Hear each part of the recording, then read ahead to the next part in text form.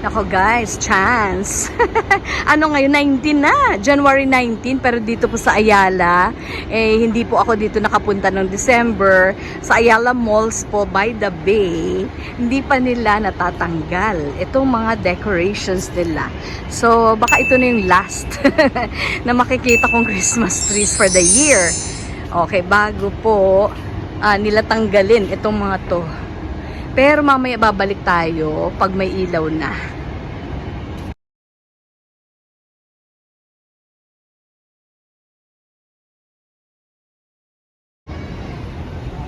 Ang decorations po consist of huge talaga, huge gifts, no? Boxes. May mga ribbons sila. Syempre hindi cloth, but I don't know what material they're using. Ito yung biggest Christmas tree at the middle. Sa center. Mga balls nilang lalaki, oh. Ayan. At saka may mga tables and chairs dito where you can do picnic. You can eat your own food. Ayan, oh. May mga benches. So, hindi naman lahat kailangan bumili ka inside. Oh, pwede. Bili ka doon. Tapos, oh, may natutulog nga po, eh. Oo, quick lang. Kasi pwede naman pala mag-relax, no? Okay, wow, that's good. Okay, yung fountain area, hindi na po nila. Oo, tsaka merong malaking ano doon. Wow, Texas Roadhouse. O, di ba? May malaking screen. Parang mas malaki pa yata yan kaysa doon sa PSE, eh. Ang galing. Tingnan na, cinema, 5th floor, building B. O, 5 floors nga po dito. Of course, Ayala Malls. Ayan po, Manila Bay. Yay, enjoy! Ayun, no, pwede kang pumasok yata dyan, eh. Pero we'll eat here, ha? Meron akong baon. May binili ako sa loob. May binili ako dun sa loob na hopya sa NBT. At meron din po akong water pala. O pwede, try natin yung ganyan. At saka yung mga pet lovers, ayan po. So it's a pet friendly area. Dito po, wait lang, I'll take out my food. Taran! Look! May tubig tayo, may engbitin tayo. Ayan! Kakain tayo. Yan, I bought this hopya mongo and hopya ube at I brought water with me. Hindi ko na ini-expect na may ganito dito ngayon. Yan, nagpailaw na, tsaka nagpa-fountain si Kuya. Very nice. Ganitong oras pala pag nagpailaw na, oh. Wow! Galing. Ako naman ay nasa harap na harap dito, oh. Galing.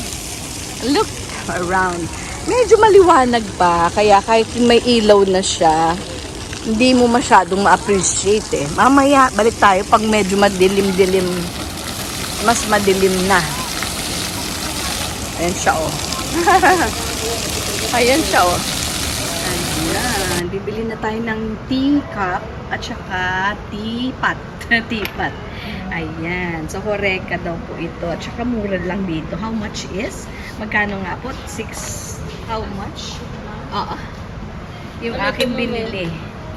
Ay, ayan. Parang may race din siya. Ano, ma'am, to 299? O, 299 lang siya. So, affordable siya. Ito naman, itong cup na to, Horeca siya. Horeca. Uy, nice shape. Maganda yung shape niya, oh. 149 yung kanyang, ano. Ay, mabuti. Hindi siya talagang, ano, no? Hindi siya circle. May art.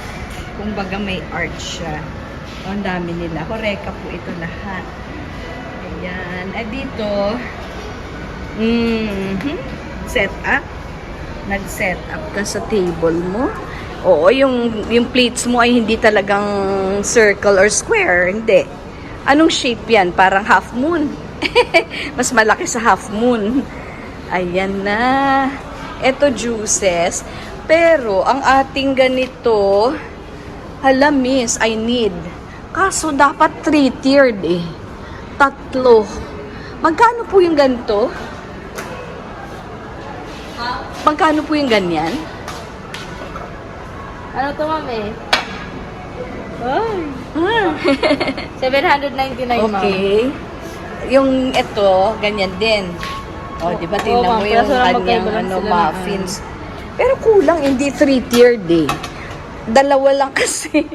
Walang sandwiches, walang anything. Ito, ay 1,000. 3-tiered eh. Mami, hanggang dalawa lang. Dalwahan lang. Opo. Meron ako nakita dun, kaso ano siya, miss? Pwede bang anuhan? Lagyan ulit ito? Dugtungan? Ay, hindi, ma'am. Ay, Ano hindi. talaga siya, pang isahan lang. Ah, siguro yung scone siguro ay separate. Pero, yun kasi ang setup. Kailangan tatlo. Tatlo siya talaga. Ayan. Wow, nice. Oh. Diba ang ganda niyan? Okay. Kakaiba, no? Oh, flower arrangements para maganda. Which one do you like? Uy, mag-tea party na tayo. Meron na tayong pang tea party. Okay. We'll see. Uy, ito yata yung flowers na maganda. How much is that? Pero 5 plus eh. Ang cute niya. Oh, ilalagay mo sa taas ng wow. Ito naman, succulent lang ang peg. 500 din siya. 10% less. Ay, what? Talaga naman, oo. Aha. Kaso, uy, ang cute nito. 300 something. O, isang bulb. Wow, isang bulb, guys. Isang bulb lang, 359.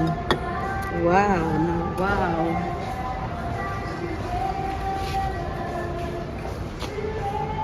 Wow na.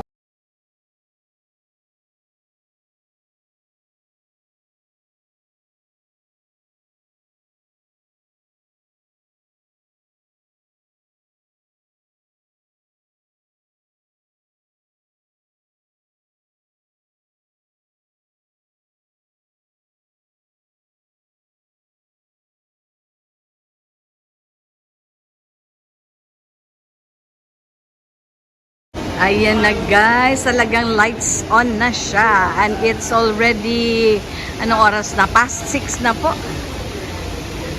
Uy, meron palang, dun sa taas, oh. Pwede, oh. Ay, ang ganda. Wait lang, ikot tayo. Pwede.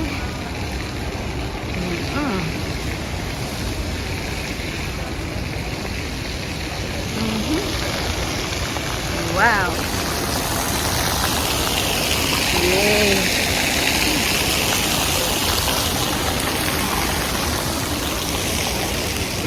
Merry Christmas pa rin.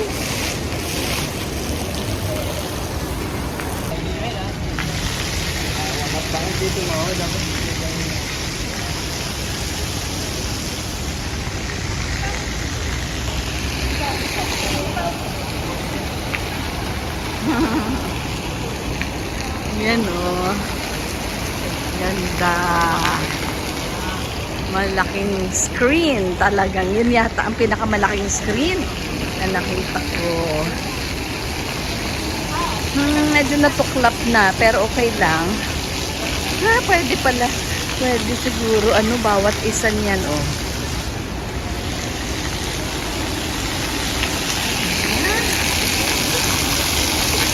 Mababasa tayo pagka anticipated Saturday Mass.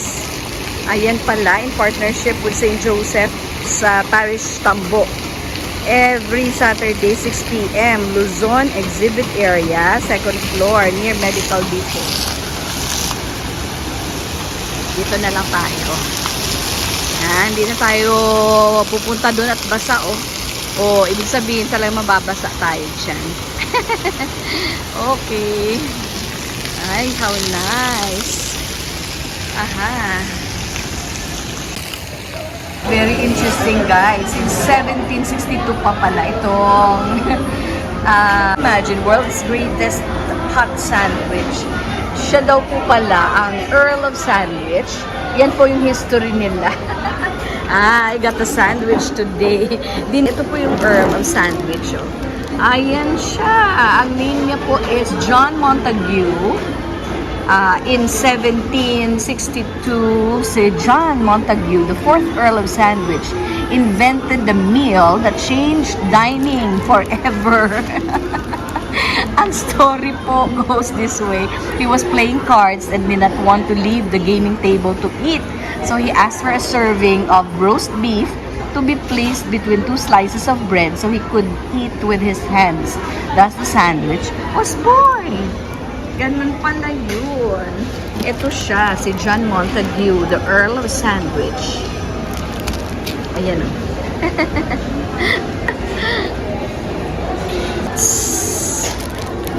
Unwrap the sandwich. Ayan o. Lagay muna natin dyan ha. Yung sticker na yan, itatago ko yan. Here's my roast beef. Roast beef sandwich. Look at that. There is my roast beef. Talagang roast beef siya, guys. Oh. Wow. Okay. Ayan siya, oh. With horseradish yan. Oh, ha? Ang galing, oh. Oh, roast beef. So yummy. May lettuce pa, may tomatoes and all. It's alright. Libreng sakay from Ayala Malls. Going to LRT. Dun po sa EDSA Taft.